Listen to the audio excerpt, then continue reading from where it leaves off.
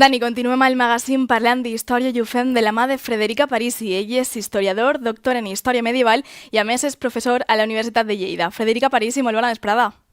Bona vesprada, un plaer estar així.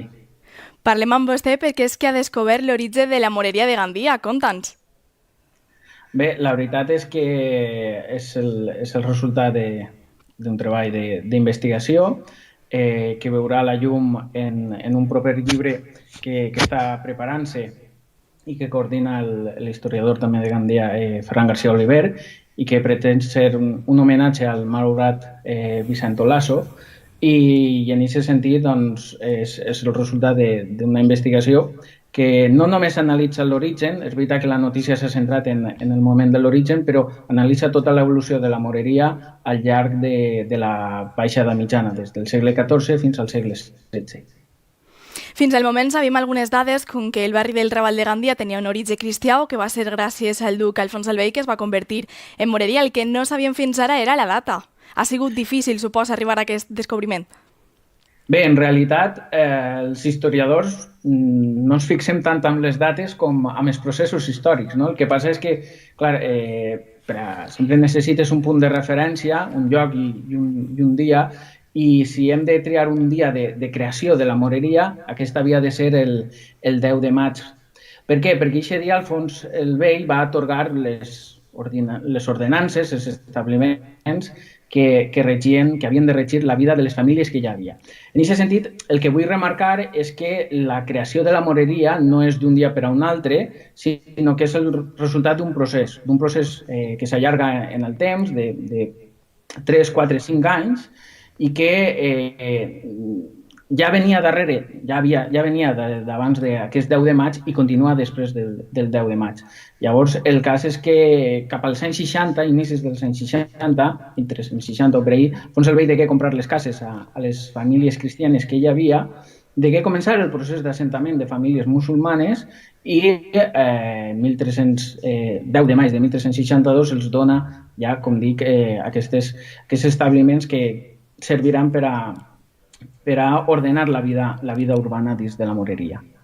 Aleshores, 10 de maig de 1362. De fet, aquest darrer cap de setmana es complien 658 anys d'aquest origen, aquesta creació de la moreria.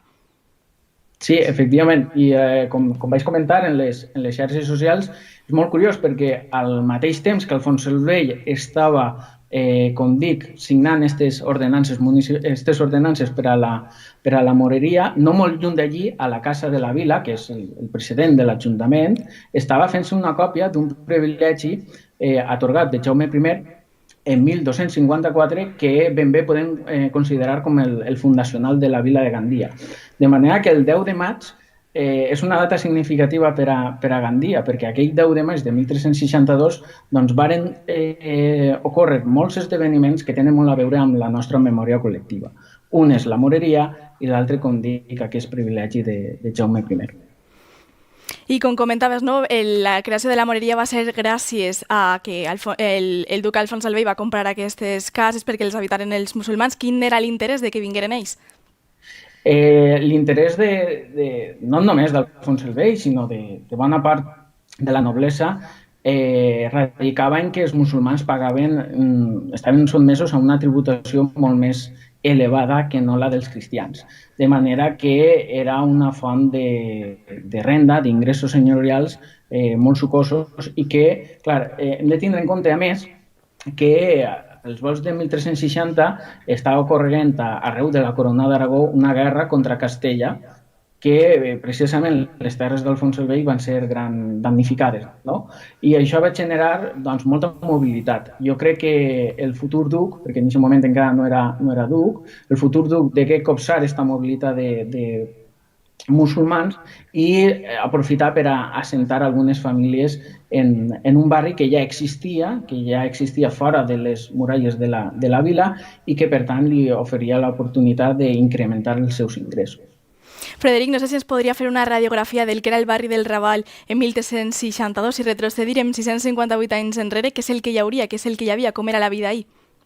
Bé, en aquests moments, pel que sabem, són 4 o 5 documents, no són més, no tenim molta més informació, però pel que diuen aquests 4 o 5 documents, sabent que la moreria estava transformant-se, no? Cal tenir en compte que com que els que hi havien abans eren cristians i pertanyien, ja tenien el seu espai religiós, que era la seu, llavors allí no hi havia cap element religiós. Calgué construir-ne de nou i això, en 1362 sabem que estaven construint-se una mesquita que molt probablement és la mesquita ocupava més o menys el solar de l'antiga església de Sant Josep, no l'actual.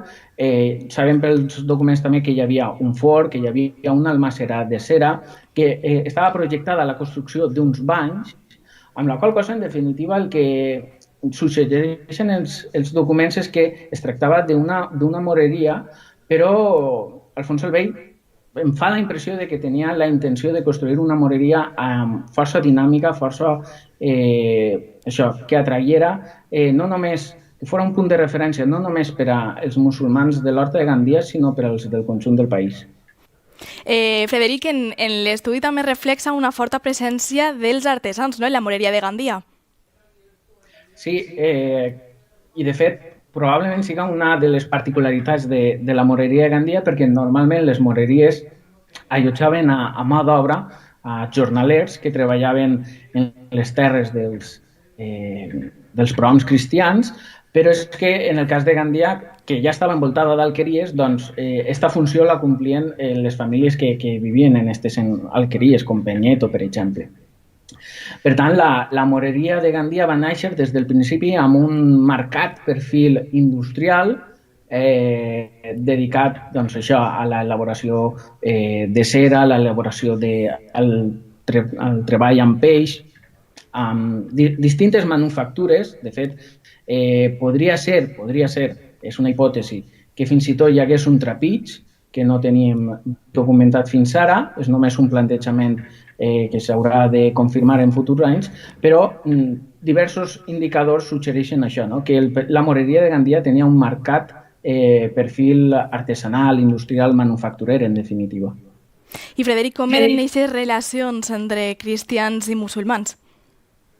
Bé, doncs eren relacions marcades per la quotidianitat, és a dir, i unes relacions també, cal dir-ho, desiguals.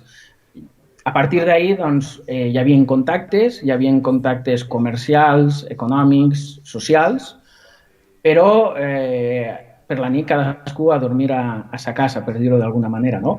I un bon exemple d'aquestes relacions i d'aquestes complicitats, insistisc, desiguals, perquè no podem oblidar que al cap i a la fi els musulmans eren una societat vençuda. Aquestes relacions desiguals, un bon testimoni d'aquestes complicitats, com dia, és en el moment, evidencien en el moment de les germanies. Quan arriben els agermanats a Gandia, el primer que fan és anar a la moreria i moltes famílies de musulmans busquen refugi i són acollides per veïns de la pròpia vila que els acullen en les seues cases i que d'esta manera tracten de protegir-los. És un moment molt tens, és un moment molt violent. De fet, alguns testimonis declaren doncs, això, no? Com els agermanats, un dels agermanats li arranca una arracada a una mora i li agarra tota l'orella i li fa sang. No? Vull dir, és un moment molt tens, però que quotidianament doncs, hi havia moments de tensió. No hem d'oblidar que al cap i a la fi els musulmans eren vistos com a infidels i que doncs, les autoritats cristianes volien tindre sota el seu control polític, econòmic i social a aquest grup de gent que no deixaven de ser diferents. I ja, Frederic, per últim, tota aquesta investigació, tot aquest estudi forma part d'un llibre sobre la història medieval de la Safor, com comentaves al principi, que anava a veure la llum aquestes properes setmanes, però degut al coronavirus, com moltes altres coses, s'ha hagut d'ajornar. Sí, bueno, com ho dia abans, és un llibre en què participa el bo i millor del medievalisme valencià per retre un sentit homenatge al malaurat Vicent Olaso, i jo crec que li haurà agradat aquest llibre, crec que li agradarà, perquè, almenys jo parlo des del meu treball, el meu treball és molt deudor de les investigacions que va fer Vicent i crec que això se sentiria deu sentir-se orgullós del treball que hem fet. Esperem que així siga. Federic Aparici, historiador, doctor en Història Medieval i professor de la Universitat de Lleida, moltes gràcies per haver estat avui amb nosaltres al magazine i per haver-nos contat un poquet més de la història de Gandia. Molt bé, un plaer, com sempre. Gràcies. Gràcies.